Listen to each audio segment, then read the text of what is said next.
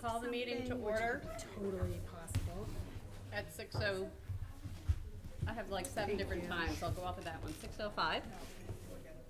Are there any adjustments to the agenda? It's not a huge deal. I just was wondering. Okay. Any audience and communications?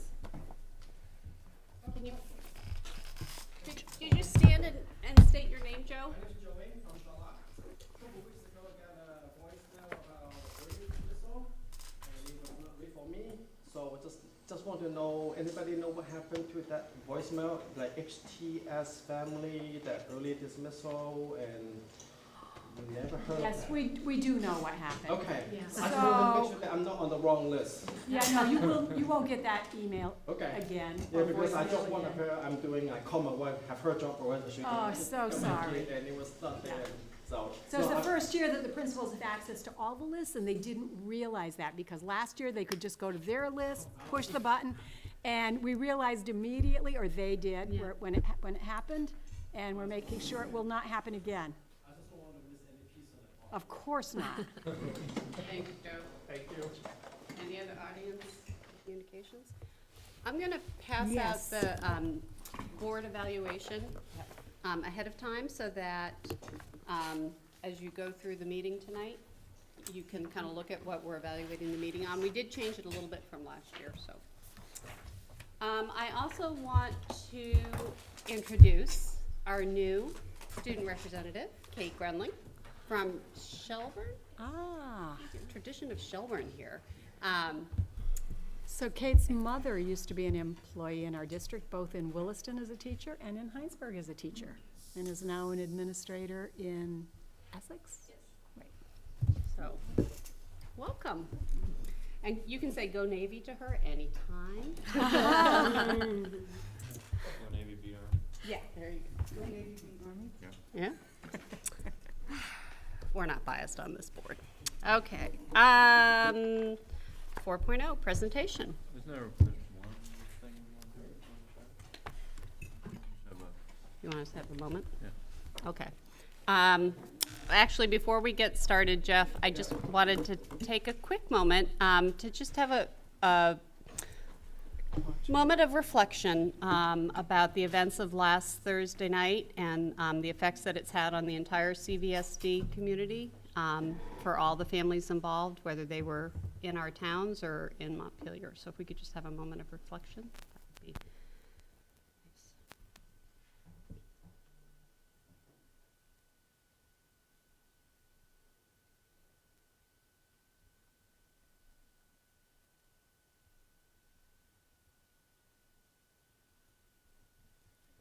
Thank you.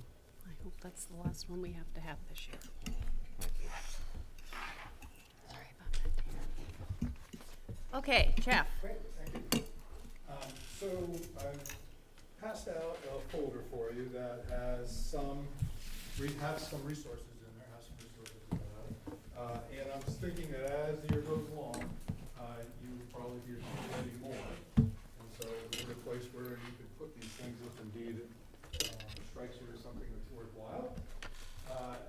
My job tonight is to frame the presentations for the year. Share the theme with you, share the approaches that we're going to use, and also share some information with all of you. Many of you have heard some of this before, but there are some new members, so that we can really contextualize the work going forward as the presentations continue throughout the year. A bit more challenging with this new feng shui move here as far as working with the projector, but we'll see how this goes.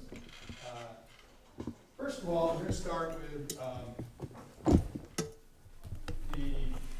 a look at how we have done presentations in the past. So pre-consolidation, if you can think all the way back to when you were local boards, you probably recall that we had 3 cycles. They were academic rigor, student services, and essential arts. And each board would hear from your school, and only your school, obviously, about how they were doing. Each month had a different content area or a theme. So last year, in the first year of consolidation, we tried to fuse that together. We stuck with the cycle. It was essential arts, as you all recall, I'm sure. But one of the big challenges was now trying to do this for all schools. So when we come in and want to talk about music, we really had to share what music looked like in all the schools. And that was a challenge to get folks together to form these presentations and to execute them in a really timely fashion. And so we are trying something new this year where we are going to look at, we're still going to do cycles, and the cycle this year is academic proficiency, just borrowing the language from education quality standards. That is one of the categories. But we're going to do it by the leaves. And we're going to look at the 3 academically inclined leaves this year. And we're going to do it by looking at a range of schools, grade levels, and content areas. So it won't necessarily be, we're going to look at what we're doing in math in all 6 schools in one presentation. What it will instead be, we're going to focus on a leaf for 2 consecutive presentation months and show you a variety of practices that exist throughout the grade ranges and throughout the schools. So it may very well be that you only hear from, a couple of schools per presentation, okay? And I'll explain some more about how that'll work as we progress.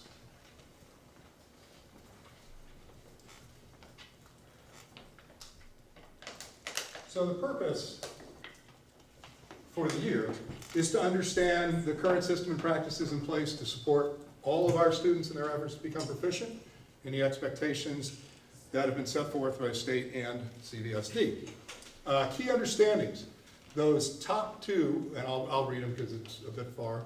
The state, first one's the state expectations for proficiency in Act 77, the system that CVSD has built to meet those expectations, how the system impacts pedagogy across content areas and grade levels, and then how that pedagogy impacts student experiences, ownership, and growth. Tonight I'm going to focus on the first 2 bullets, and the remainder of the presentations will be much heavier with the last 2 bullets. Okay?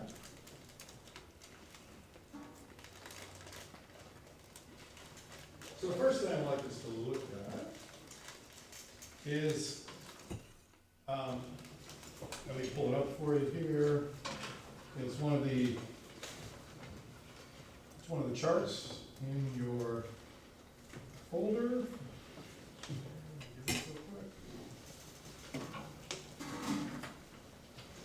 It looks like this, CVSD PBL System.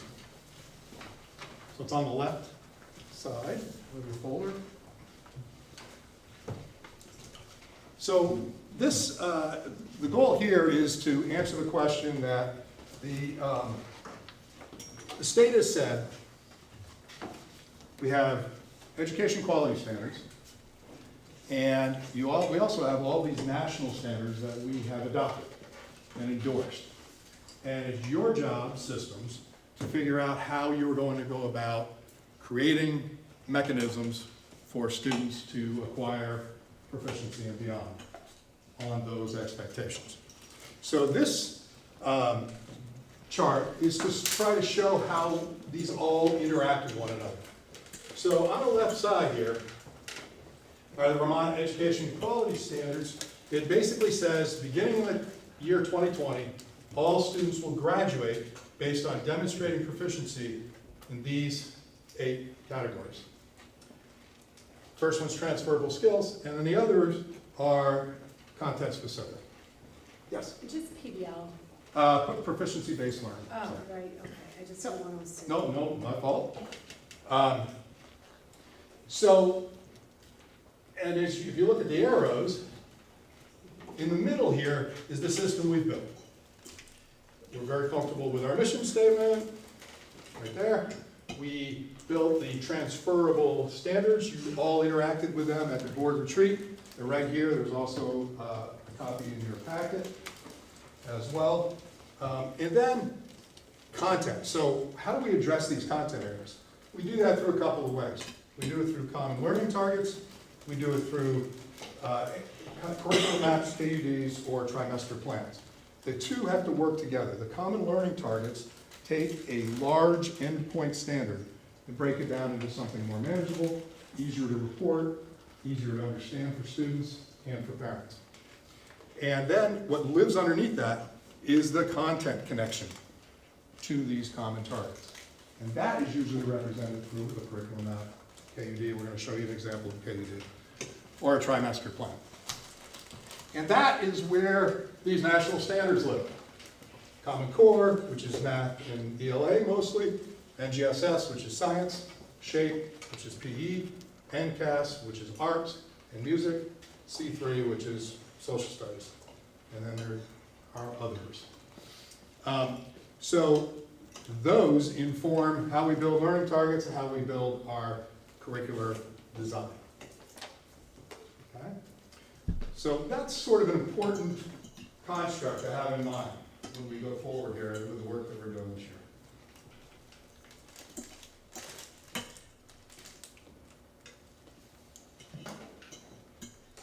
Okay, and then the last thing I put up here, I'm not going to read it to you, is a few years ago the state said you have to create a policy, a graduation policy that is proficiency based.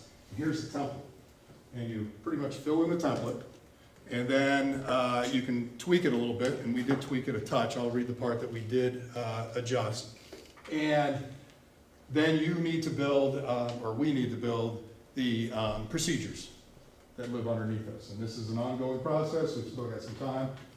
Adam has done quite a bit of work with that, with his program council and others.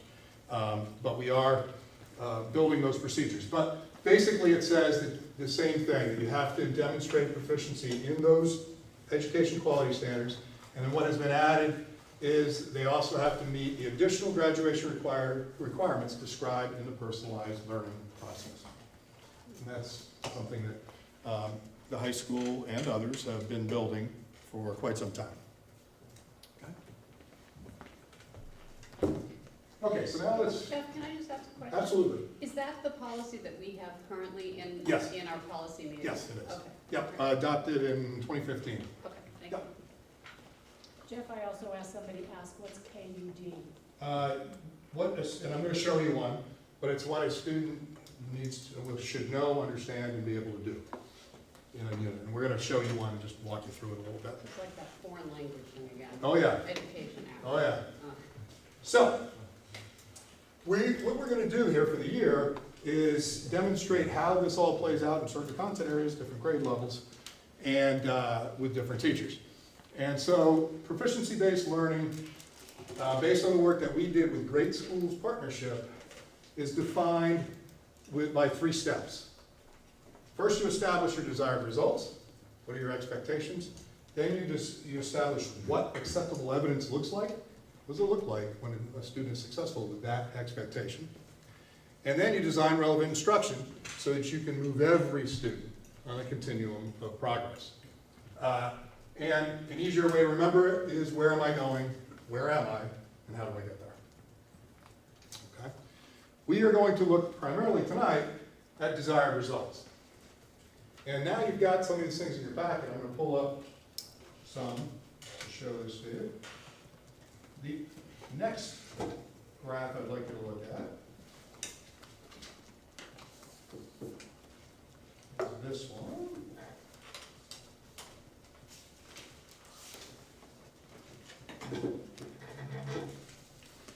Okay, this is a cheat sheet for you. This explains the hierarchy of the desired results. It explains what the LEAF means, what a grad standard means, and then what learning targets mean, and how they interact with one another. Okay? So I'm just going to show you a couple things, but then I'll give you a couple minutes to process this a little bit. Okay? I'm just going to show you 1 or 2 more things. But this is something you can keep coming back to as we have presentations. Okay? And I will open each presentation probably with a little bit of context by maybe talking about how many learning targets we have, living under a particular standard, living under a particular leaf. Okay?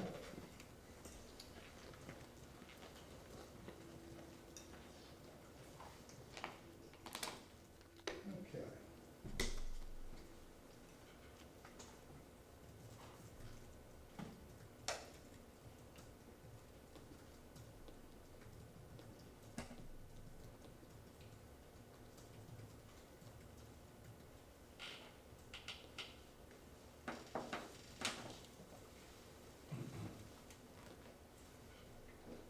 Okay, so, and I'll move that to present in a moment.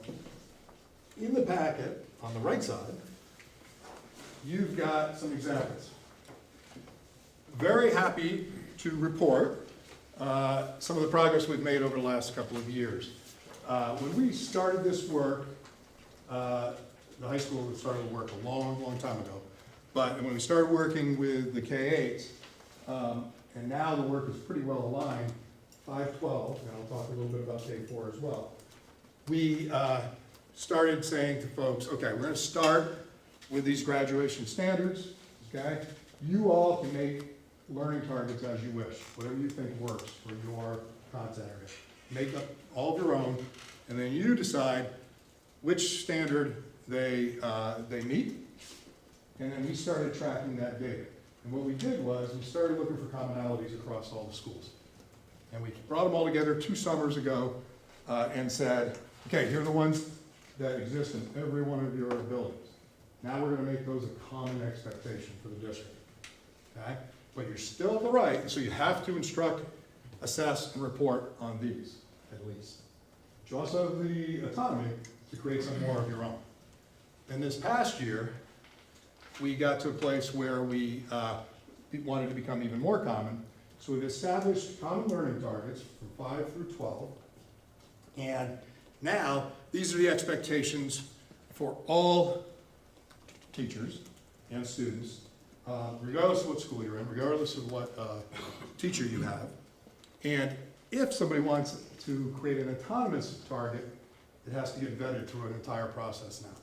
So that largely, all expectations are common expectations. Virtually, all expectations are common expectations throughout the district, from 5 through 12. So what you're looking at now is a public document of grades 5 and 6, also included 7, 8, and 9, 12, and a K-4 example. I'll talk just briefly about each one and then give you some time to look at them.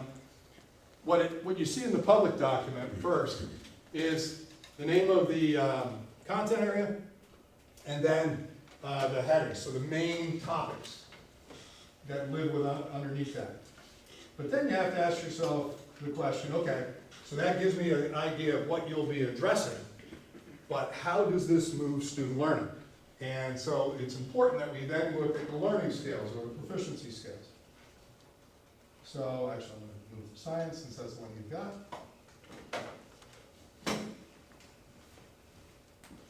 So then if you look at the science scales, these are created for all the targets. So these are the expectations for students, if you look at those targets, for the common targets for science. Okay? And then the same for each grade level. Now, I just want to mention a couple of things. One is that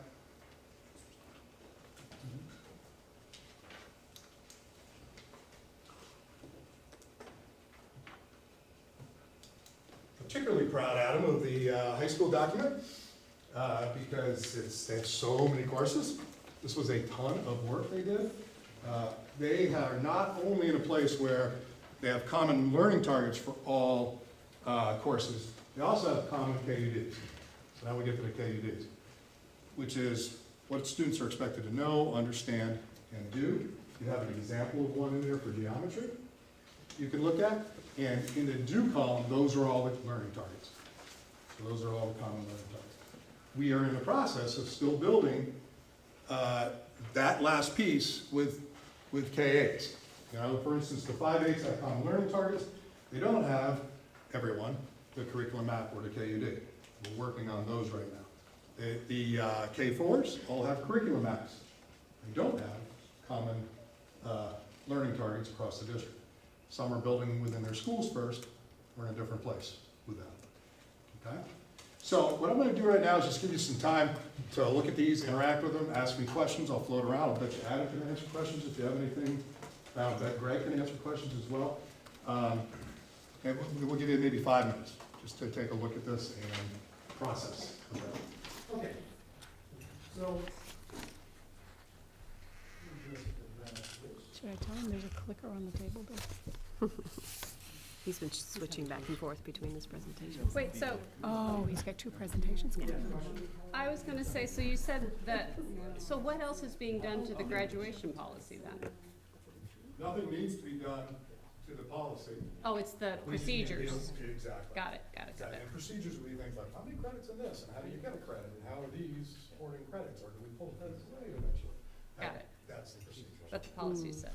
That's an example of some of the procedures. Yeah. So, yeah, the good news is, because it's just an overview, I'm not gonna need all the time I was allotted, but I do wanna run you through, yes, sir? Speaking of my hands, Colleen. You're busted. We were just talking about the parent view My of the world is usually reports. means I have something to ask, but. No, I mean, We were talking about the parent view of, maybe this is a good statement to make, is like, Colleen was asking questions, and I was like, have you ever seen the report that parents get in this situation? You know, Yes. and, you know, the green, yellow, and Yeah. red bars, and maybe there's some parent, I think most people here have kids in the school, so we've all seen that. Ray probably hasn't seen it, but. We've shared it in the past, but I. Yeah. you shared it at the retreat, Yes. Right. but Okay. it's, That's right. yeah. They don't get it in pre-K. Right. No, we don't. But that's not true. You do, whoa, you're saying verbally through interaction with your children? Yes. Yeah, well. I second that. Yeah. Yes, there are some of us in the room who've already had our children, and are enjoying empty nesters. So, here's the way this is organized, and it is a very new approach that we're hoping will work, but we're very willing to seek your feedback and adjust as we go on. So we've split it into 3 leaves. The informed and integrative thinking is the one that we'll address first, then creative and practical problem solving in the winter, and then clear and effective communication in the spring. And the process is we'll dedicate 2 successive board meetings to these presentations. And the first presentation will really be for the purpose of looking at that acceptable evidence and designing relevant instruction. So what we're gonna do is ask teachers to come in and give some examples. Here's what integrative informed thinking looks like in a 6th grade math class, and a 2nd grade arts class, for instance, and an 11th grade science class. And the teachers talk a little bit about how this informs their design for instruction, how it impacts it, and allow you to ask questions about how this whole process works, their observations as well. And then the next month, we want to bring in students to share some of their work with the things that you heard about the month before. Okay, so you're getting here's the 50,000-foot view tonight, here's a classroom view from a teacher, and then here's what the students experience and what they say about their experience. And I would put out there that it may not always be students coming in and presenting work. There might be times that we just bring student work in, make it all anonymous, and we run you through some things that a lot of our teachers do, looking at student work through the lens of these expectations. And doing some of the things we ask teachers to do, which is to now design instruction for all the different things you're seeing about skill levels. So that's the process we're hoping to follow. Yes? I sort of remember, and I could just be misremembering, that we had video clips of this is what it looks like in the past, or. Yes, I believe we may have. Or maybe there were a series that was compiled for beginning of the Yeah, year we or did. something, or. Yes, I'll see how dated it is, but yes, you're right. I mean, I think that would be an incredible resource to have online at some point. If- Yes. Or as, you know, like we're doing these presentations Right. for the board, capture that and maybe just little clips here and there. Yeah, agreed. Agreed. Thank you. Absolutely. And I also just want to mention a couple of thank yous and kudos. Thank you to the 2 gentlemen in the room and all the other principals for the great leadership they've demonstrated throughout this process. They've been really instrumental in this work. And also our coaches and coordinators who are doing so much of the supporting of this work and the leading of this work. And 2 of them you've heard present here, of Stan Williams and Emily Rinkma, have a book out. And so we do have some resident experts right here in the district. Their first book just came out, and we'll all have copies soon. Autographed. Yeah, maybe we'll get them autographed about how to make standards-based learning work in your classroom. So I think we are, we are proud of the path we've taken, the trail we've blazed, but we also know that having gotten out in front of this as much as we have has meant that we haven't had a whole lot of partners in this. And so there has been an awful lot of learning. And now we are beginning to build some partnerships with some places that I think are proving valuable. Any questions about just the overview of this and the plans? Maybe the first presentation to come in under time. Like that. Thank you very much. This will be informative this year, very much so. Okay, 5.0 reports to the board, 5.1 committees. Start with the finance. Budget, facilities. Yeah. So we talked about facilities. Kurt discussed the 2018 construction projects, and we also discussed a plan for refreshing our 5-year plan, which that will look like. Kurt's going to update the list by meeting with each one of the principals individually to make sure that they're engaged and agree with the projects, and then they'll bring back that 5-year plan to the board for approval. Very pleased to announce that we were awarded 120-something thousand. 115. How much? 115,000. $115,000 for the safety grant. So we'll be using that through various schools to improve the safety for our students and the teachers and who work there. We talked about our budget goals. The board, same thing as last year. We're going to kind of take the same approach. The board will task administration with goals around percent increase and equity goals. We will have further discussions on that in the future. Fourth quarter, we're 2.1 million better than expected. That is primarily due to favorable healthcare expense and roughly $700,000 for just operating expenses such as hourly salaries were lower than expected. Transportation came in lower. Jean's going to look into that, get a little bit more detail for us. It's an FMR report. FMR report. We talked about budget buddies, and we talked about how we historically used them when we were individual boards, and that last year some of the budget buddies didn't feel that they had a great say in the budget, and they were unsure of what their role was. So we're going to look at the role of budget buddies and what their responsibilities will be for this coming year and make a recommendation to the board on how we want to use them. Any questions of finance? I just have a question. The 2.1 million in the FMR, and one of the reasons is healthcare. Yep. Are we lagging on any of our healthcare payments due to current events? So Could be a risk there?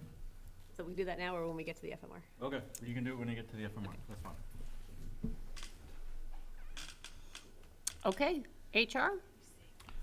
So Mark gave us an update on the status of the HRA, which has been a problem from day one. Things are improving, but nowhere near perfect yet. He will face a decision by, November, whether to continue with the existing vendor or to perhaps change vendors. Keep in mind that the current vendor, DataPath, kind of came in the middle of a disaster and is trying to pick up the pieces. There have certainly been some stumbles along the way as they've tried to get things fixed.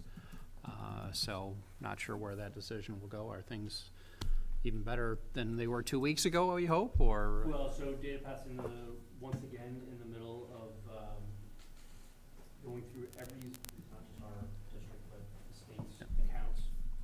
By the end of this week, they hope to have things, I'm saying fixed, but let's just say better than they have been. They are actually, the CEO and the major account rep for the Vermont State HRA program are in Vermont this week, and we're meeting with them on Thursday. We discussed upcoming negotiations with both the teachers and the support staff contracts. Part of that, we're going to discuss some negotiation strategy in executive session at the end of this meeting. And the other piece of it would be to charge a committee for the purpose of engaging in negotiations and to see if there's any board volunteers that aren't currently on the HR committee, if you'd like to be part of this experience. That would be under the action matters of this month's agenda. Yes. We discussed updating the salary structure that was put in place for the most part, I think it's leadership positions, but did also talk whether we should be looking at that for non-leadership positions. And then at the end, we had a conversation that I'm not really sure how that was germane to the HR Negotiations Committee, but it was fun anyway. Talking about, the budget timeline for the coming year, and that maybe Dan French will be able to inform his boss kind of what the timing looks like, so that, they're not coming out with new pronouncements after we've already publicly warned budgets. But like I say, that wasn't really our topic, so. The finance wannabe. Any questions about the HR piece? And we'll get it into the regular format next time. Okay. Indicators. We got a lot of information from Jeff, and he walked us through several layers of processes. We looked at the continuous improvement plan for the district, which is 4 major categories: proficiency, personalization, MTSS, which is multi-tiered systems of support, and social and emotional learning.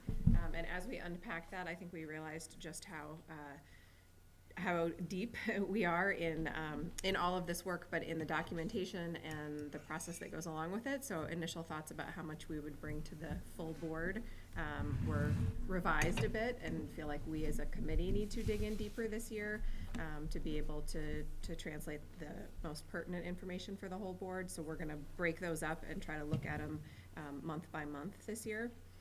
We also got a preview of the integrated field review process, which will come to the district in January 17th. There are still some details and questions out there about that process, but we will have information on our visit then later in the year. I don't think we know exactly when. And we also got a preview of the new annual snapshot piece that the AOE is using as a sort of accountability piece and way to give you concise information about schools and districts. So we got a preview of what that looked like, and then we will have the opportunity hopefully to see ours possibly the end of this year. A lot of the timing was, and continue to sort out our committee charge and work plan so that we can translate the most important information for the full board. Any questions about indicators? Did you mean the end of this calendar year or the school year for the dashboard? School year, I School year, believe. okay. Are you talking Because about they'll the be annual using the snapshot? annual snapshot, because they'll So be the using. annual snapshot is going to be released in 3 stages. The first will be December of this year with some of the indicators, Okay. then in late winter with a few more, and then all 20 indicators, December 2019. Okay. So, and that's a write-up in the Colt report, you can see that. We just got that information pretty recently. Okay. Just in time for the Colt report. Okay. Policy, the elusive policy committee. Do we have? So I guess I will speak to that. We had our first meeting last Tuesday morning, and we have next Tuesday morning. We discussed tobacco policy that will be coming to the board probably in the next regular meeting, and starting up our cycle of going through all the policies, and discussed other things that need to be talked about in the year going forward. Okay, 5.2, Colt report. We had a great start to the school year. It was really, every single year is, but it was really a good start. I mean, it felt like in every single school, so much energy and kids happy to be there, and it was hot. Remember how hot it was? It's still hot. And still, yeah, it is still hot. But I mean, really, like, because I do the walkabout on the first day, and that had to be the hottest day, and kids were just beaming.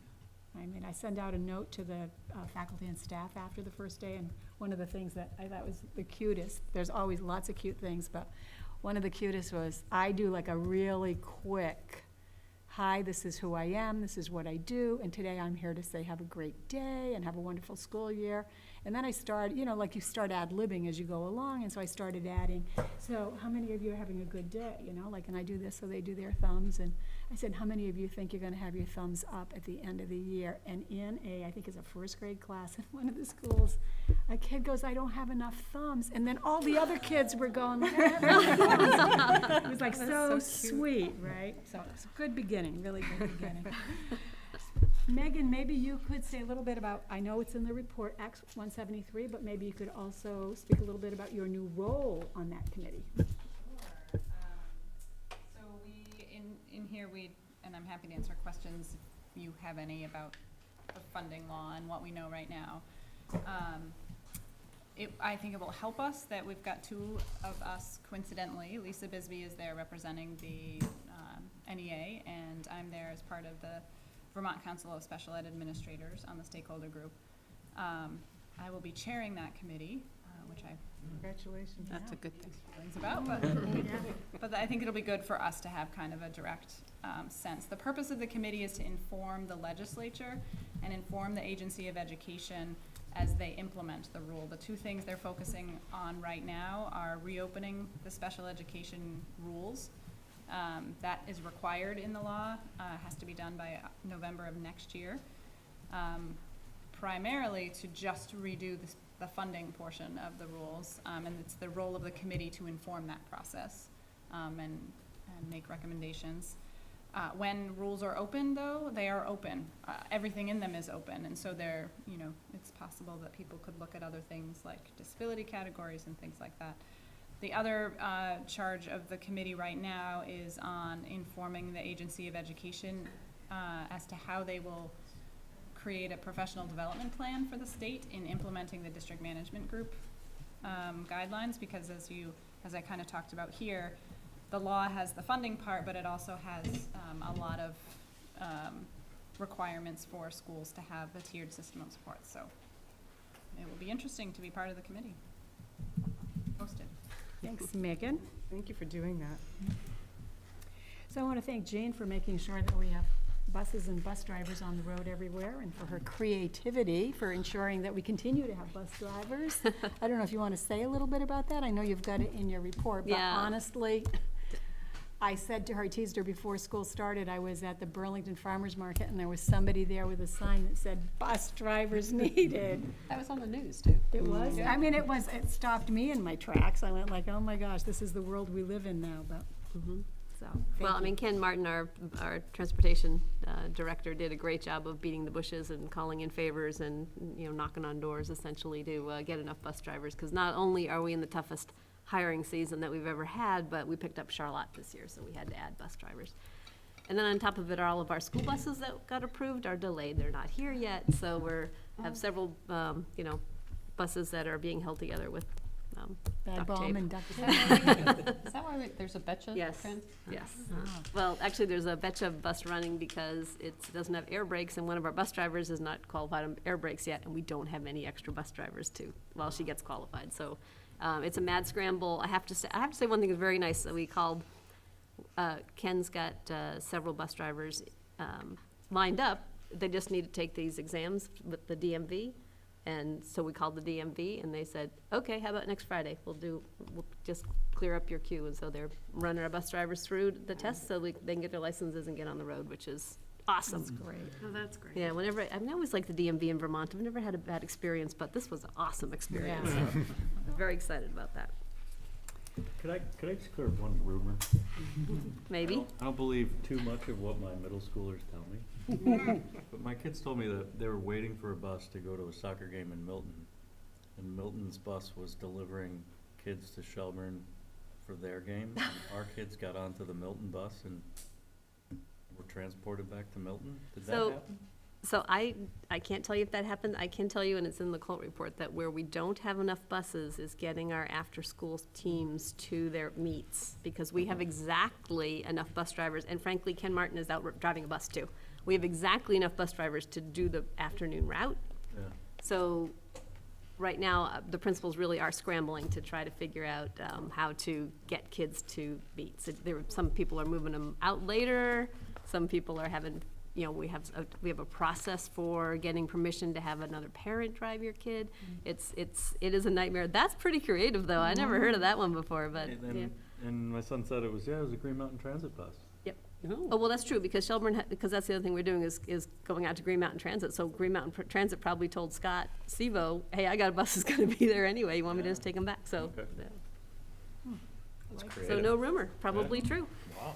Believe your kids. Excellent. Your middle schooler's credibility just went up. Yay. Lastly, Trustbook verified, Along that right? last, yeah. Radon? Say that again? Radon? yes, go ahead. Just, Radon. yeah, there was a, That needs to be hubs.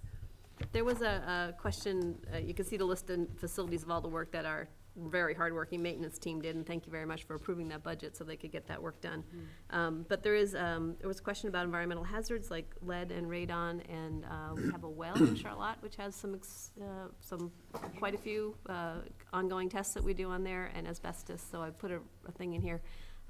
Radon's kind of a hot thing in the state right now for checking. When this came up in the winter, in the legislature, they're starting to have some conversations about radon. So Kurt went out and actually did an assessment in the schools that hadn't had a radon test in a while, or one that we could find documentation for. He went to the state and got them all signed up, but the state is back ordered on getting the tests done. So so you can see the schedule in here. We're on there and trying to get moved up on the ladder. But right, the schools that have been tested before have not had a problem, but we'll retest them anyway, while the state figures out how often they should be tested. And lastly, next Wednesday, September 26th, is the governor's day in Chittenden County. You know how he's going around to each of the counties? He brings his team with him, and then he sends them off to do something related to their field. So the Agency of Transportation Secretary's gonna figure out something to do in Chittenden County that's gonna involve people. The Secretary of Education is going to be holding an Act 46 Successful Mergers panel, and it is going to be hosted right here at CBU in the library. And the 3 successful merging districts that have been invited, not that there aren't others, but is Essex Westford, Mount Mansfield, and ourselves. I'll be there. Lynn and Dave will also be there. And afterwards, they've asked to do a tour, so Secretary French and a couple of the colleagues who are there, and perhaps even the governor, we don't know for sure, will do a tour of CVU to see the great work that they're doing around personalization. So that was their request. So we're really proud that they asked for us to host them and to do this tour. Okay, 5.3 Principals Report. Do you want to just speak a little bit about the new format? Yeah, so there were lots of conversations, lots of comments last year on the exit cards, right, about the Principals Report, and lots of discussion at the retreat. So Lynn and I, when we met this summer to go over the work plan and review the retreat notes, kind of laid out a format for what this would look like. And so you get this all electronically. These are hot links. In the first part, it's the hot link to the most recent newsletter. Once you're in there, you can read past newsletters if you want. You can always go ahead. But you're going to see the most recent newsletter each month in the lead report. There are Blogspot links that Bonnie puts together. So a couple of them, that's kind of fun. That's loaded with pictures. So it's kind of fun to see our kids and our teachers and our administrators in action. And then the next segment, which is individualized to the school, is what are we doing with professional development on our early release and late starts? So each month you're going to see this is the work that's happening on those dates. So hope that this scratches the itch that you indicated last year. So, any questions about the Principals Report other than format? Okay, we're record-setting time here. We should just be finishing with Jeff's presentation. We're moving through this. Okay, Kyle and Kate, 5.4, Student Council. All right, with the school year beginning, Student Council is just starting off, and we have a new president and vice president, Nicole and Bennett. So they're leading us off well. Today was the 9th grade elections for the class reps, and Thursday will be the junior reps. And I think Kyle's gonna fill us in on Yeah. what we're doing right now. So I just wanted to add, as Elaine mentioned, the school year started off great. This was our second year of the Link Crew program. I don't know if you all are familiar with that, but it's basically the group of upperclassmen come in before school starts and get trained in these icebreaker activities, get to know you things, and are paired with about a dozen freshmen. And then on their first day of school, we're with them for like 4 hours. We do these activities with them, give them a tour of the school and stuff, and just try to make them feel welcome. So that worked out really well again this year. And I heard from someone in my Link crew that actually she had done that as an 8th grader to incoming 6th graders the year before. So I guess some of our other schools are implementing that program. On student council, we're doing, working on Cafe for a Cause, which is coming up, which we've done a lot. I don't know how many years, but it's like a day in October where our cafeteria, all of the sales go to a charity that student council picks. And then there's Rally in the Valley and our Spirit Week, which will be happening in October this year. And lastly, I just wanted to bring up last year, Elaine and Lynn, we had talked about you guys meeting up with student council at some point. So I just wanted to reconnect about that. I've already connected with Adam and he's putting us in connection. Awesome. Lynn and I are gonna be meeting with his principal's leadership group right away here, and then there'll be, yeah, we really are. We're looking forward to We are that. really looking forward to this, yeah. Awesome. Thank you. Any questions for them? Okay. Then the fourth quarter financial management report. Wasn't sure whether to put this in the finance, under the finance committee, or have it be its standalone, but it's standing alone right now. Because it deserves mention, because it's pretty, it's great news. Significant. Yeah. So as you heard, we ended up almost $2.2 million better than budget, primarily driven by healthcare. To answer Dave's question, yes, that is a net number. It's healthcare and the HRA costs. And working with our auditors, we did, as you know, we're kind of behind. DataPath is behind on getting reimbursements to people who need them. And so our books would reflect what has actually been reimbursed. So we worked with our auditors and we did put about $100,000 extra in FY18 to make up for that number. So so we're pretty comfortable that's the right number. If it's not, we'll end up paying it next year, and we might be a little bit of a hole, but it's not, nothing right now that's an assessment we're pretty comfortable with. Now Kelly had to help me out with this, just to put this all in perspective. This is last year's budget, which was put together 2 years before, right? And this was the first budget that was done as a consolidated budget. And the healthcare so it was very difficult, because it was the first time we tried to add all the numbers together and then do a projected budget. We had no actuals, like, year to look at. And then healthcare had an additional twist because this was the first year with the ACA affordable health. So it was a dramatic change in how healthcare was being forecasted to be offered to our employees, and it wasn't negotiated yet, right? So now I wasn't here for this, but Kelly was helping me try to remember is that essentially the crystal ball was we don't know how much is going to be healthcare, we don't know how much is going to be HRA, but let's assume that it's going to be relatively flat. So there was an increase which the board then chose to take out, but essentially left it relatively flat. Now, if you recall, the promise of the ACA and VHI took this very seriously was that by going to offering where you had an HRA where people would be out of pocket and then would get reimbursed, that is supposed to, and there's all sorts of research that says it works, that's supposed to make people think twice about what they spend on healthcare. Seems odd to me, but apparently it does. So VHI lowered its rates, assuming that they would be out of pocket less. And that's what is driving this underrun, is that, we didn't have that information. The board didn't have that information when they built that budget, but 6 months later when VHI set the rates, they were dramatically lower. now, so that's my understanding of why this budget is so far, so much higher than what we're actually seeing. We've been spending a lot of time on trying to crawl into all of it, but that's kind of the black box of healthcare that 2 years ago we were looking at.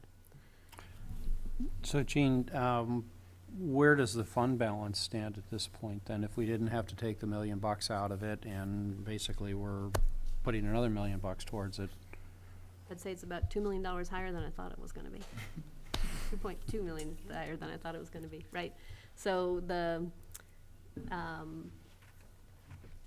finance committee will, as we talk about goals with the board, I suspect, and we haven't talked about this too much yet, but I suspect there'll be kind of two models for the board to consider. One is, if you remember, the strategic model kind of took our fund balance and took it down kind of evenly over to the $1 million we're supposed to have in the bank. One model would be just put that in and do that again at a higher level. We'd be just taking down a higher fund balance over the years, and I'll put that one together. And the other one might be, do you take this 1 year windfall of healthcare and choose to do something else with it, which still has to go to the voters, but you could choose to, I'm going to say, put it in the construction fund to ward off a bond that we're talking about in a couple of years, you know. But that would be a board, that's, I kind of think Brendan and I are kind of kicking this around. I'd probably put two models together for the board to think about both those models. Will we have the 5-year construction plan before we pick the model that we use? Yes. Okay. Otherwise, I have to say, those of you who were on the board 2 years ago did a pretty awesome job. The rest of the numbers really were not that too far off. We were a little bit under in across the board, a little bit under in all sorts of areas, which were not unusual when you remember that the last time we looked at this process, we were looking at 6 different budgets, right? And so if you were to add up all of the, everybody was 100K better, or 150K, you added it all up. If you take healthcare out of the picture, this is not that unusual a year. But next year we'll know a little bit better. This year we'll know a little bit better what we're doing, and next year we'll know more. Oh, one more thing I wanted to add: the way that we did the current year we're in, FY19, the way that the budget was built, we did have the information of which of our employees were choosing which healthcare, and we had VHI rates. So we didn't just flatline it. So you can't count on a huge underrun next year from the healthcare. We did have the information, and we built it just like we do salaries, which is this is how much Mark makes, and this is what the healthcare his family has, and then we do that for all 1,000 employees, and we build it up that way. So if it's over or under, it might be on the HRA side. It won't be on the healthcare side, but the HRA side is still a bit of a black box because we just don't know. Haven't had any kind of we really don't know how much we're going to spend. We think we know, but we don't know for sure. So if we haven't underrun, it would be on the HRA side, which is still sitting at 60% of the total, which is what we budgeted for. I think as we get the reimbursement piece figured out and it becomes easier for teachers to use, they're going to submit more than what they're currently doing now. So I think that over time, as we straighten that process out, you'll have more, a higher cost reimbursement. Could be, yep. And more trust in the system. Yeah. Yeah. You think? Working on it. Could you just speak to the favorite subject of food service and just kind of give us a sense of what the next steps are for that? I know we don't have a solution, but just kind of where you're thinking the process will take us. So food service had an aggressive budget to get down to something that the board was willing to subsidize. Had been subsidizing in the past when you added up all the subsidies. They were totally unable. We were totally unable to make that number because they were $87,000 worse than budget. I'm pretty convinced now that there's not an easy fix to that, and so I suspect that there's two next steps would be to look at a couple different paths. Is the board and the community willing to support a higher number in the budget because that's what it costs to feed our kids? Or is there an alternative, an external food service provider who could do it for less money? And is that something that this board would like to, and the community would like to consider? Do we need to make that decision before the budget gets put together, or is this like a 2-year? I think it would be like a 2-year thing. I mean, I'm having some opening discussions with some vendors now, just to understand the model that they use. It takes almost 6 months to put one of these in place. It's very complicated. Okay. And so to be ready for it next year might be hard, but I have a better idea of how fast that we could make that decision after this week, actually. Okay. Any other questions on the FMR? I have a question, Jean, for those of us who are less familiar with this process, particularly as it relates to facilities and capital improvements in facilities, I'm just wondering how that process works. If a particular school feels that they need some major work done, do they, I would think they need to advocate for that work, and then, but I don't know what that process is like, or even a larger project like a bond project.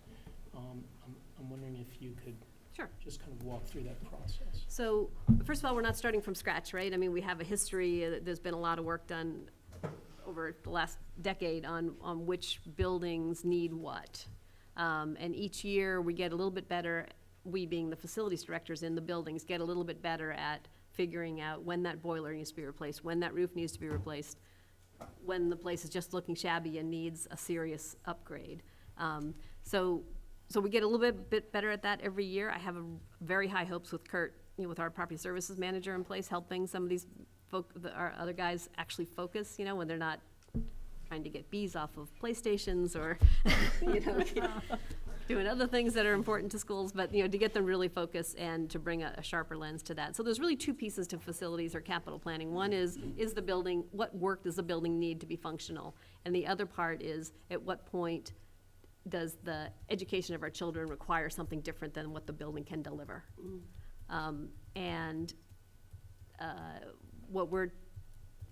What I believe the board is tasked us to do is to stop getting into the cycle of $20 million bonds and start, putting smaller amounts in a more regular basis to keep things going. So that's what we're trying to drive to.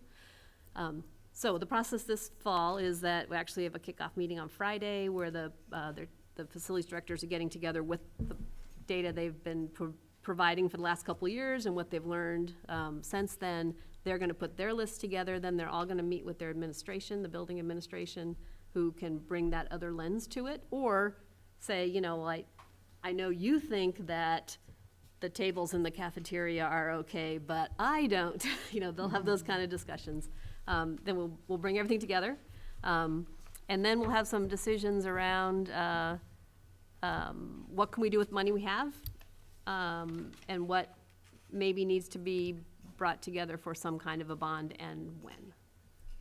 I've sort of penciled in, not this year, but the next year, perhaps a bond of a bigger size, but I don't really know until I have all those numbers, those projects ahead of me. And I'll lay them all out for you, and if you guys want to say, Jean, you're crazy, let's do something this year, or Jean, I'd rather do two $2 million bonds rather than one $4 million bond, that's really the options that, you guys can decide the community would be interested in seeing. Jean, if I could add to that, I think Jeff having the facilities director, whatever his title is, in the central office now, you've got one person who focuses on that. When we were all separate districts, you had a whole bunch of people who would lobby what was, Jean's predecessor. But now you've got somebody who, it's his full-time job to understand what's going on in the buildings and to, be a little bit more objective about what is needed and hopefully will help prioritize, what's needed in the various buildings around here, rather than just everybody thinking that their project is the most important. So I think we should see a lot of, a lot of advantage to having it set up that way than we had previously. Did you see last year's capital plan, the 5-year plan? Because we probably task Jean to send you a copy of that so you can look at it just to familiarize Yeah. Yeah. yourself. Though I have to say Charlotte is under, their 5-year plan is under a lot of renovation as we speak. So, because it was a couple of years old, so we're trying to refresh it. And we've done a lot of work over the last couple of years in that building, so.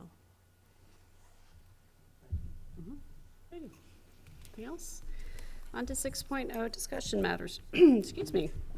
We don't have any policy this month. Hold on till next month, it's coming. 4.2 VSBA conference. This actually is in 2 parts. The first part is the regional meeting that both Colleen and Barbara attended last Wednesday night. So do you want to just give a brief overview of? I'll start and then Barbara can chime in. You know, the takeaway, I mean, you all have the agenda, you can see who was there. It's an opportunity for board members from here to meet with board members, other board members in the region. New Secretary of Education, Dan French, came and spoke with the group. We had an opportunity for some Q&A. Nicole Mace, who's the Executive Director of the VSBA, facilitated the meeting, and then Amy Fowler, who's Deputy Assistant, what's her title? She's the Deputy Commissioner. Deputy Commissioner for Education, gave us a presentation on the committee that Megan's now chairing related to special education and so forth.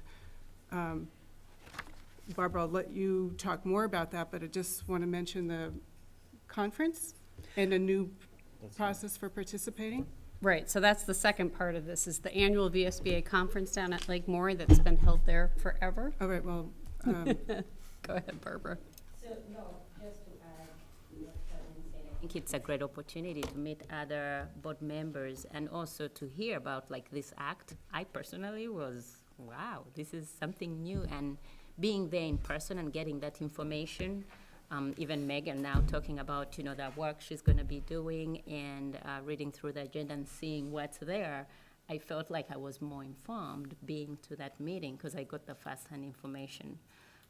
There were a couple of Q&As, and we actually did formulate questions, which I don't know if we should. I'm sure, Megan, you've seen them because they were going to compile all of them and share, so we can share those with you. I took pictures. I have to maybe write them out again. So each group was able to compile different questions, which were valid questions. For example, you know, as we start thinking about this budget, which, you know, of course, we already have the special learning, but now we have to consider these additional criteria that is going to be added. What does that mean for us as we work on our budgets? And, you know, what should we be thinking even before, you know, end of, you know, as we come to the March meeting? So I think there were so many questions, like how do you even, what's going to happen? Are the teachers, are you going to, because you have the paras, right? And then you have the teachers, so how are you going to reduce the paraeducators? Or, so there were good questions that came out of that meeting that I'm happy to share with Megan. Yeah, and they do have these meetings in different, I believe, different locations. Mm-hmm. I think if they're around Chittenden, I recommend everybody, if you can. It was just like a committee meeting, you know, not too bad, and there was food. Yeah. That's the biggest draw. And as Barbara I said, know, exactly. the VSBA will compile, so they generated questions and comments from everybody there by having a small group activity, and the VSBA, the regional meetings, and I think they're still going through this week. Yeah. And if they're still available, you can attend another one in another region if you want, but they'll compile that at the VSB and send them back. So it was great to have Barbara there too. So the second piece to that is the annual VSBA conference that's held every October. I think this year is the 18th and 19th, Thursday and Friday. And, you know, they always bring in some really good speakers, but there's a business portion of it where school boards and the representatives vote on the resolutions that have been put forth. And actually, the resolutions are on the VSBA website. I'll send out the link to them. We're not going to vote on them tonight. We're going to vote on them next month. if people have strong feelings one way or the other about how their representative should vote on those. It used to be, I think, anybody who went could vote at the business meeting, and that has changed. And so now each board has one person that speaks or votes on behalf of the whole board. And we're actually, I know everyone has read their agenda, we are going to appoint that person in the next section. So I am going to go down to the conference, and anyone is welcome to go. Do we have to let Sandy know? How do we, we let Sandy know?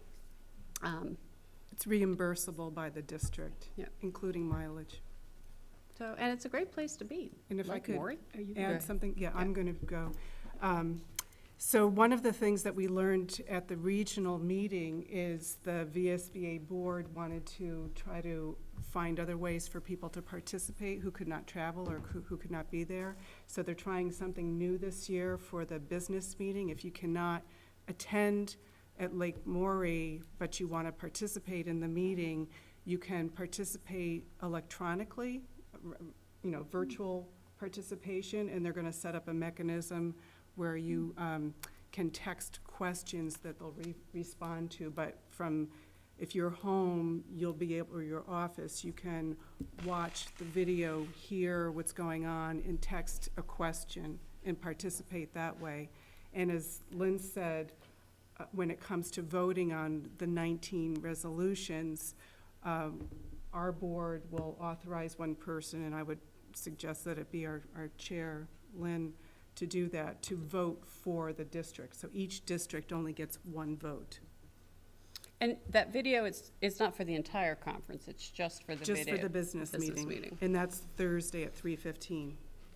And the business meeting, you think it's going to be half an hour, and those of you who have gone, it ends up being like 3 hours, and they, finally kick us out of there. So it's actually very good discussion, and you really hear and you don't have to watch for 3 hours if you're home, but you really hear what's going on in other parts of the state that I think it's very helpful. So as we're trying to understand what our legislators are wrestling with in Montpelier, it's because there are different experiences around the state.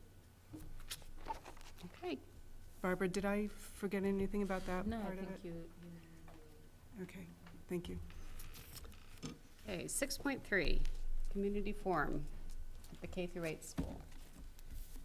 So, I don't know if you remembered at the end of the budget cycle last year, we ended up at a K-8 school for our very final session, and it didn't, because we had just been going and marching through the process, we just kept marching through the process. And upon further reflection, it probably would have been best to actually do a total recap of kind of where we were in the budget, how we got there, and really give the community an opportunity to provide input.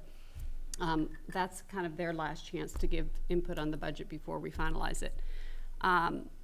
And in order to do that, the thinking is that meeting would be better held here at CVU as a way to get input. But in order to do that, it would mean that we would have one K-8 school that wouldn't have fit in that budget cycle. So the thought was perhaps what we do is we have the first community forum at a K-8 school. And so just kind of wanted to put that out and get any feedback to that idea. Do people know what we're talking about? So Yeah. you know how each Confusing. budget meeting is at a different school? Because there are 4 budget meetings. Easy to go Charlotte, Heinsberg, Shelburne, Williston. And we can mix that up, but you'd still be in those 4 schools. Right, is it 4? Right. 4 budget Yep. meetings. So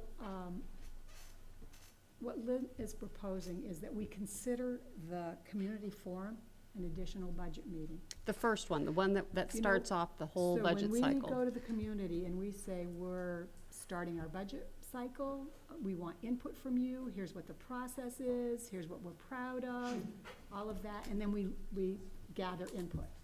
But if we had that at one of the K-8 schools, then we could have the 3 next budget meetings, each at a K-8 school. Now, we've been at a K-8 school once for each of those meetings. And the final meeting, the one Lynn was talking about, that would be, here was our process. Here's what we heard from you at the forum. Here's how we developed the budget. Here was our process. And here is what we've got in the end.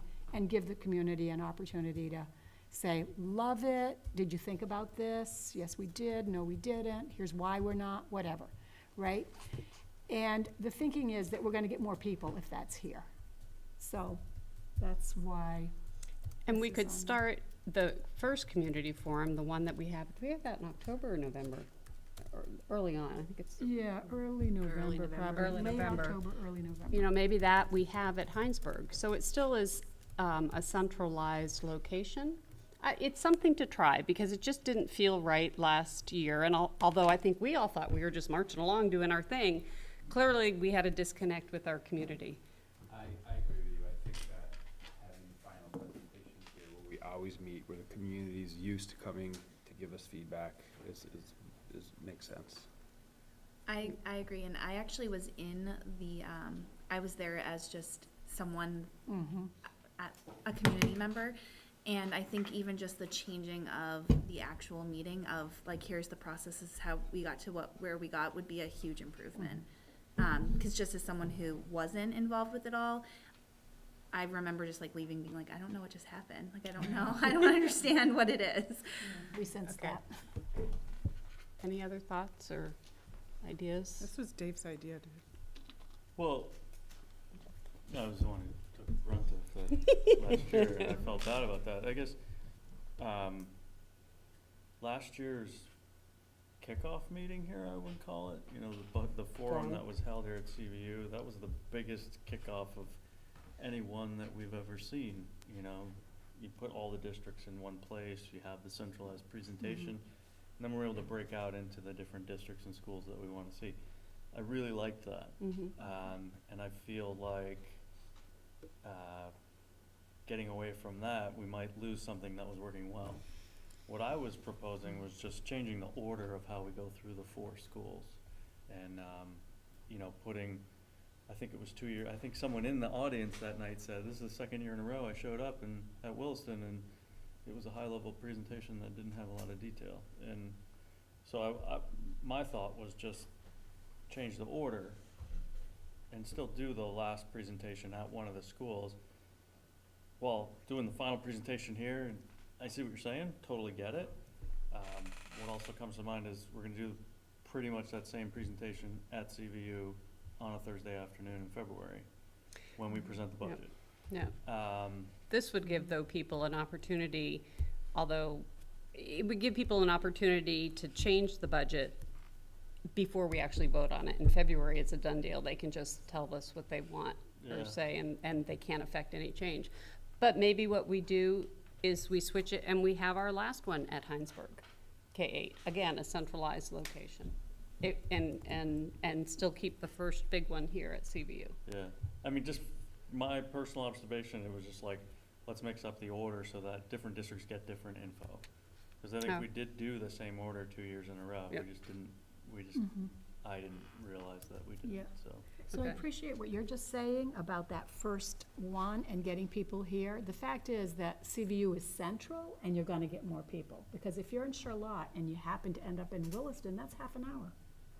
Actually, if you're in Shelburne and it's in Williston, or vice versa, it's half an hour. Whereas everybody can get to CVU in 15 minutes. And I think that just psychologically, that feels like it's, you know, more central. Yeah, but I think. So should they all be here? No, because Well- I will say that when we presented at the state board that, and some communities were talking about how to engage their communities now that they were one big board, when we said that we did our our budget meetings in separate towns, a lot of the other boards said, what a great idea. So I'd be hesitant to give that up. Could we rotate other meetings around to different schools? If you've got somebody who's trying to follow the budget process through from, you know, the start of it to finalizing a budget, and they're, you know, having hopscotch around CVSD to, you know, to follow us around to different buildings, I do think there's value to holding meetings in, to getting into every building, over the course of the year. But, just a thought on, how we might want to handle that for budget. Yeah. I kind of agree with Russ too, I'm sorry. Oh, no, No, go it's ahead. Maybe they were thinking of it the wrong way in a sense. I understand what other communities heard from us when we liked that idea, but we're consolidated now, and this is another thing we're not thinking about being consolidated. Our budget process is complicated, and if you are someone who wants to participate and understand, you would have to go around to all the communities. Everybody knows this is the central place for our consolidated school district, and with something so important as the budget, I mean, let's be honest, you go out to the community forums and your participation is rather small. But at CBU, we had a really good turnout to start with. And maybe some of those people would continue to participate if they could come to the same place and they knew it was consistent, they knew where it was. And then we do have a challenge about how we continue to reach out to our communities, but maybe this is not the way we do it. But I also think that in that first meeting, in that first budget meeting, maybe we lay out a program. Like, this is your first budget meeting of 4 or 5, and each meeting, we propose to progress like this, and particularly what the topic is, what they can expect for the next meeting, so that they can get an idea of how to build the budget. Every meeting's gonna have a topic about, it's gonna be budget, but we're going to go to this aspect, to this aspect, to this aspect, because we assume that the community educates themselves by reading the minutes, and that's not necessarily true. So they show up and they're really kind of coming in halfway into the process, and they don't have the background of the process. And so if at the beginning of every budget, and we're at the beginning of this, so we can decide the way that the program looks. Every year we have 4 or 5 meetings, and they tend to run like this. And these are the topics, this is what you can expect, this is where this kind of input comes, this is where this kind of input comes. As much that kind of direction we can give to the community, I think we might Get more help to get input. those people. Okay. Greg, who? Well, I just, actually, Russ and Kevin kind of represented my thinking. I was just gonna say that the budget process is very linear and builds one meeting to the next. And I just was gonna suggest that the board consider I understand the intent around moving it around, but in terms of understanding, you really have to be at all the meetings to make sense of it, or most of them.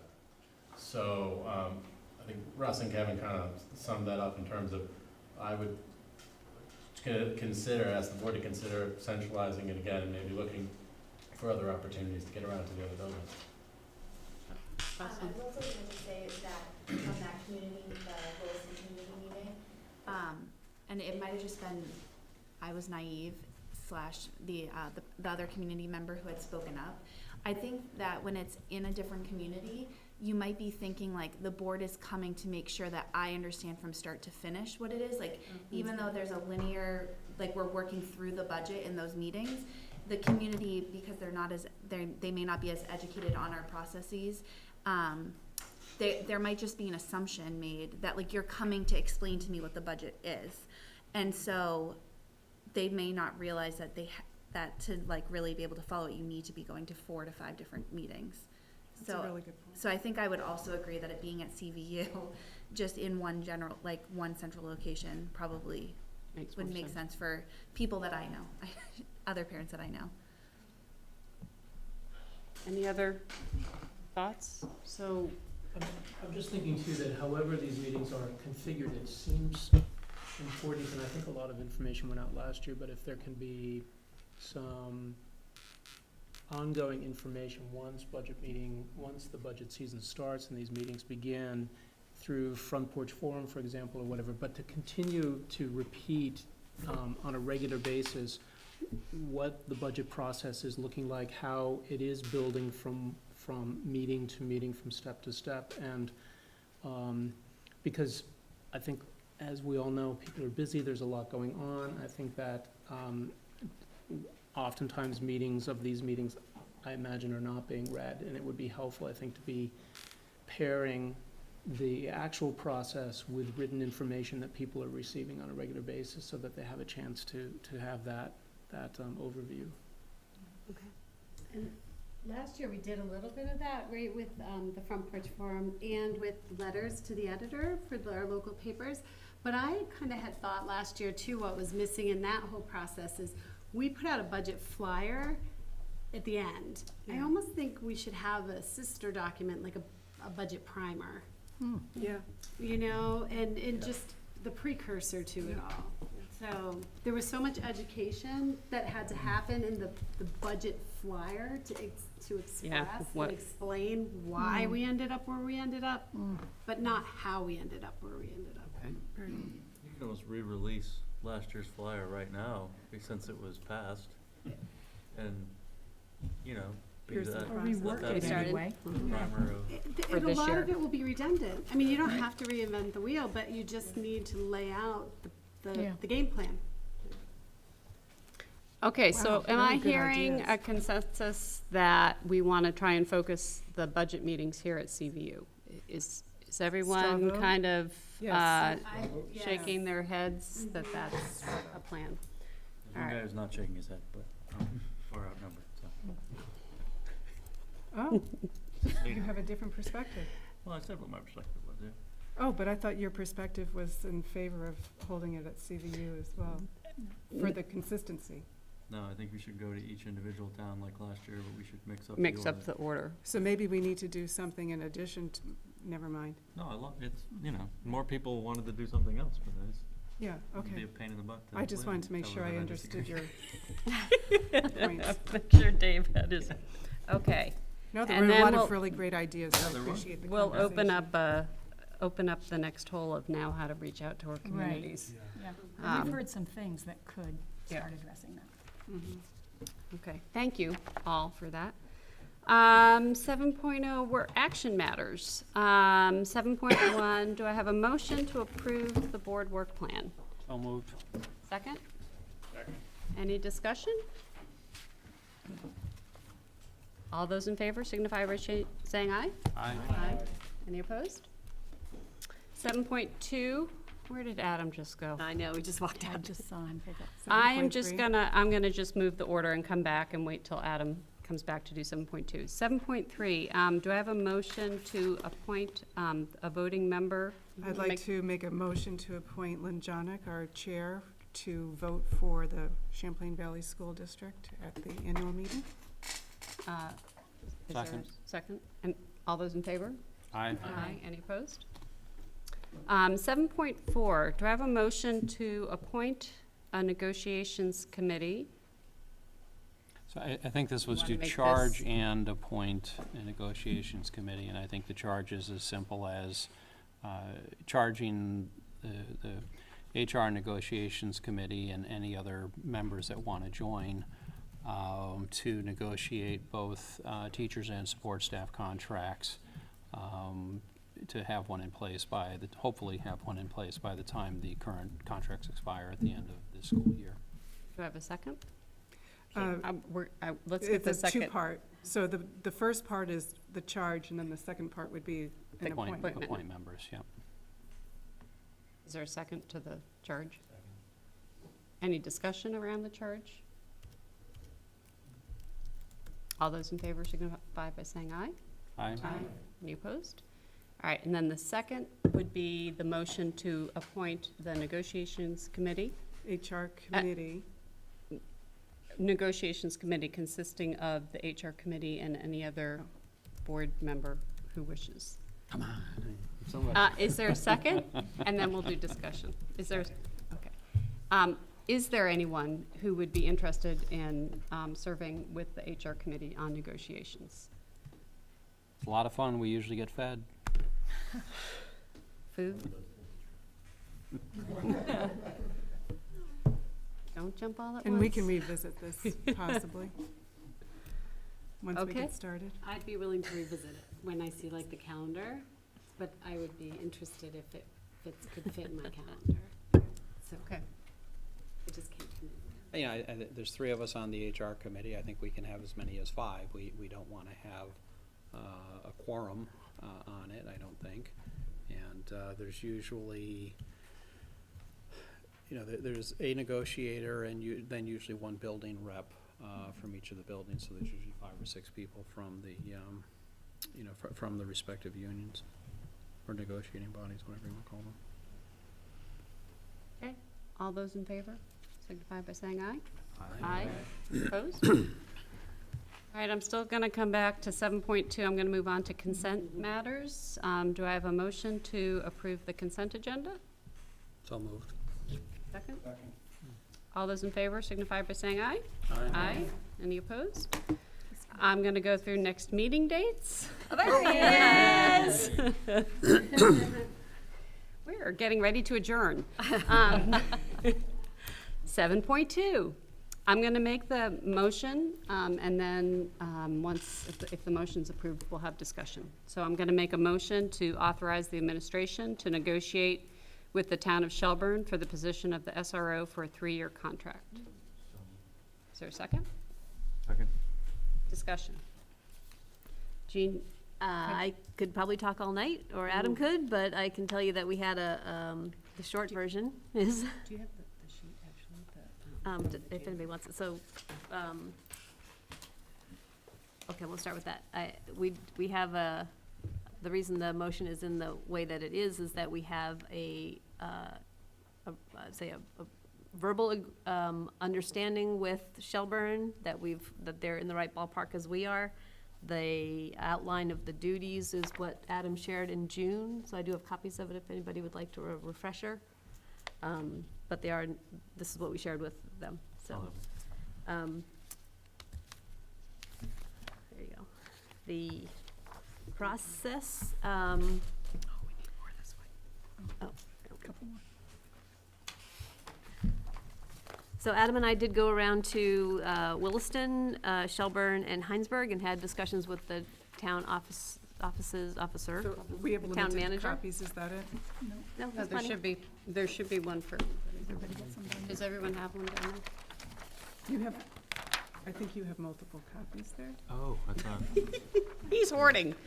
I asked for one and One then. page, both And there's two-sided. something on the back. Okay. I asked for one and they gave me 3. You're special. Okay. So, so we had a discussion with the town manager and the police chiefs in all the towns. I can tell you that all 3 towns were very interested and they all were willing to step up to the plate. Williston and Shelburne both deferred to Heinsberg. The Heinsberg Select Board did a lot of work to try to come up with a proposal that they were comfortable with. No, Shelburne deferred to Heinsberg. Okay. And I went to the select board meeting where they made us a proposal. Unfortunately, it was substantially more expensive than the offers from Shelburne and Williston. So Adam and I had a long discussion, and we're comfortable going with Shelburne. I do want to throw out there that the sheriff's department also did come back with, sort of late in the game, came back and said, we have a proposal. It was like a 2-officer kind of proposal, very intriguing. The gentlemen were both parents from here, and they were very passionate about the whole thing. But it would be kind of mean starting the whole process all over again, which we didn't think was wise, and just made the decision that Shelburne's the right fit for CVU. We've kind of picking Shelburne also has one really interesting benefit that we really hadn't thought of, which is that we now have all 3 of our towns with police departments sort of are surrounding us with support here, because Heinsberg will still be our emergency services because they're here. Shelburne would be our SRO, and one thing with the SRO is that they're easy to call in. You have a relationship with the police department, so if something goes on, they're right. We have a long border with Shelburne, and they're really handy to get here if we need things like that. And Williston has a great community. I wrote it down because I always forget the name. Restorative Justice team, right? And so those 3 make a really interesting circle of support for security for CVU. And so pulling Shelburne in gives us a relationship with all three. And so that was a kind of deciding factor. I don't know, Adam, do you want to throw anything in? Did I miss? No, I think you got it. It's a succinct way of saying it. So that's why, so we're just asking tonight for authorization to negotiate a contract. We'll come back to the board with the contract to get your approval on that. We're looking at different versions of MOU, like memos of understanding, that others around the state or nationally have, and so we'll bring that back as well as part of the contract. Is the SRO only for CVU, or would the SRO also be going into the elementary schools? So, a little both. Do you want to, Adam, you're better at this Sure, I part. can speak to that. Yep. We'd be having the officer at CVU 85+% of the time. It's hard to exactly quantify, but we'd be hoping that they'd be making connections with our sending schools as well, when needed, when invited, but also just so students get to know whoever this is and build relationships ahead of time. Who are the point of contacts in our K-8s for the SRO? Are there counselors, or is it the principal, or how are those relationships? We need to work that out with the principals. So, and we have a structure to do that, because the principals meet one day a month right here at CVU, all of them. We have a work plan, and this is the kind of thing that would be on the work plan, and maybe could be a mini design team. How are we going to do this? How will we communicate? But they work very well together to make sure that, I think that, I could say with 100% certainty that all of our principals really believe that they're all our kids, right? And so there isn't like, oh, I want to get more of that than you. It really is, how are we going to? No, I just meant in the sense of like what process is in place, to say that they're going to actually have feeders to this person in the future. And are you thinking too about the criteria you're going to use to see, is this person successful? Are we getting what we want? Is this the person we need? Yeah, we need to do all that as part of the process. Okay. So who's doing that? An evaluation plan, is that what you're asking? Yeah, it's a new position, and we're trying to suss out, right, what an SRO means to CVU. Yeah. The beginning of the hiring process. That's a good point, though, Kelly. I don't think we really spent time on it. That's a really good point. I think that would be part of the contracting process, because we want those key measurables inside of the contract. So I think that's something that we would want to work with the police department, because we need to make sure that they're the experts in this field. So we want to work with them to make sure that we have goals that are achievable, that achieve our broader goals. But we would have to state our broader goals, right? I think that a lot of it is degree. here. And I think that this is a nice template that we started with last year to have some more of those specific goals. At the Shelburne meeting, we did have, actually it was one of the longer conversations around that specifically, was who would this officer be taking direction from? And Adam and the police chief had a pretty good, frank discussion. They were on the same page. In an emergency, he's a policeman, inside the school. As far as relationship building and everything else, it's a shared responsibility, so. Just remind me, would he be armed at all times, or this person? Yes. Yes. In armed, so the weapon would be on the body of that person, not checked in, okay. And did we decide whether he would be in uniform or casual? We decided that a full uniform wouldn't feel right, but more of like a polo shirt, I guess, is the way of saying it.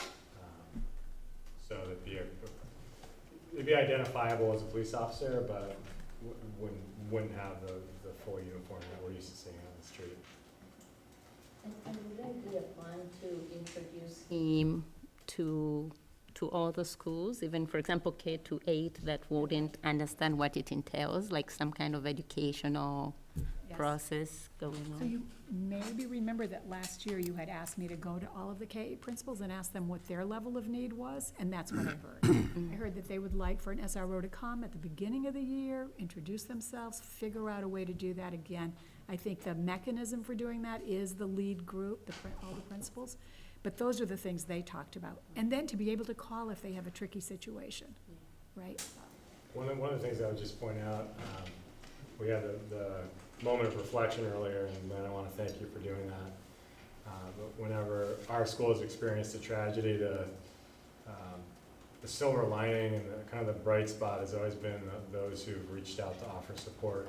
And we've seen that this past week. We saw it with, we know we have standing relationships with Centerpoint, Howard Center.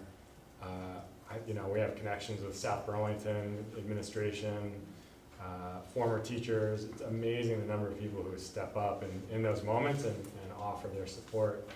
And one of the things that I keep thinking about is in that moment, you think about those tough times, those tough days, to have that connection, that connection with a police officer, with all of their external resources, whether it's for us or I think for, if something happens with K-8s, if there's that relationship with the officer, I mean, people just come to the school. It's a really great thing, and I think, again, I had a student today interview me about the SRO position, one of our future journalists, and he said, is this about protection for students, or is this about a deterrence? I said, it's about support. It's about protection and support more than anything. So I envision that connection throughout the entire CBSD network. Do we, a general timeline? Do we have any? Yesterday, if I had my way, but. Okay. I do really want to thank Jean. She's taken the lead on a lot of this and has done, understanding that the beginning of the school year is somewhat busy for principals, and for you as well, Jean, but you did a lot of work. I appreciate it. If you're talking about getting board approval on the contract, we meet again on October 16th, so arguably it's not going to happen until November. It won't happen before then, but yeah. I'm aiming for that, but it could be a lot of work to get everything documented to the board's satisfaction by then. Okay. And just want to express appreciation to all of our different police forces throughout our community and the willingness to engage in this conversation with us. And I know that our principals look forward to future communications, so thank you. I honestly have to say, when we started going out, I was hoping we'd get one town to step up, and instead I had 3 towns interested. It was nice to have that kind of support. It was sort of a cool process to get to know people in different ways and reach out to the other departments. Right, it was. Chief Koss is in our audience right now, so thank you, Chief. Thank you, Chief. Thank you, Chief. Well, the one question I've got, if I could get it answered. Oh, absolutely. What is the contract amount? What did Shelburne present? $85,000. What does that come out to now? I don't know. 85 was for the school year, with including a car and uniform and, equipment. It was equivalent to Heinsberg's offer. And that's our cost? Or is that Right. total cost? No, Okay. that's ours. Any other questions? Does that answer your question? Okay, where were we? Let's see, we were on to next meeting dates. So we have our. Vote on that? Yeah. Did we approve it? You have a motion. Oh, sorry, you're right, thank you. So all those in favor of approving the motion, signify by saying aye. Aye. Any opposed? Okay. Ayes have it. Thank you. Okay, now we're on to next meeting dates. Committee meetings, October 2nd, 6 p.m. here. And then our next regular meeting is on the 16th at 6 o'clock. Do I have a motion to go into executive session for negotiations? So moved. Second. Okay, thank you. We'll adjourn from And we'll adjourn from executive session.